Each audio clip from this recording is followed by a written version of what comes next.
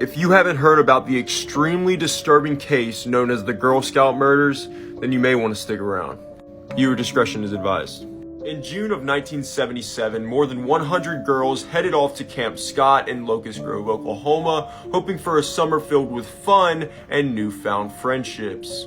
But little did these girls know that their dream would become short-lived extremely fast after a tragic event took place on the campgrounds.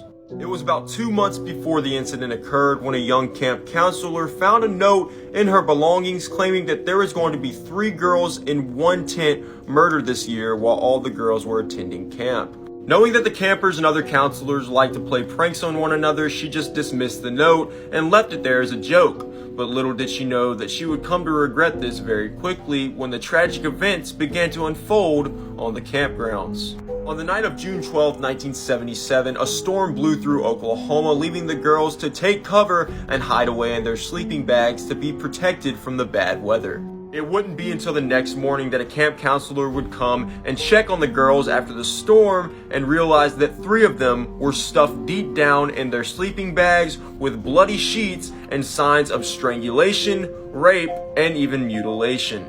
The 3 girls whose dead bodies were found in those sleeping bags were 8-year-old Lori Farmer, 9-year-old Michelle Goose, and 10-year-old Denise Milner. After the death of these 3 innocent girls, police and other law enforcement agencies rushed to the scene so that they could start their investigation and get to the bottom of who could have possibly targeted these 3 innocent girls.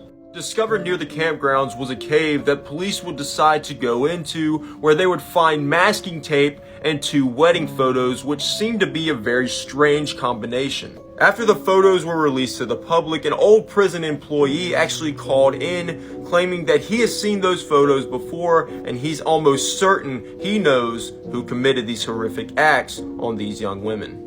And he believed that the person behind these sick and twisted murders was a man by the name of Gene Leroy Hart, who was an escaped convict and convicted rapist back during the time of the Girl Scout murders. The crazy thing is, Hart was actually acquitted due to the lack of evidence on the police end, and he claimed that he was actually framed and that he did not commit the murders, even though there was trace evidence of his DNA found at the crime scene. And it's still unknown if Hart actually committed these murders or if he was actually just framed.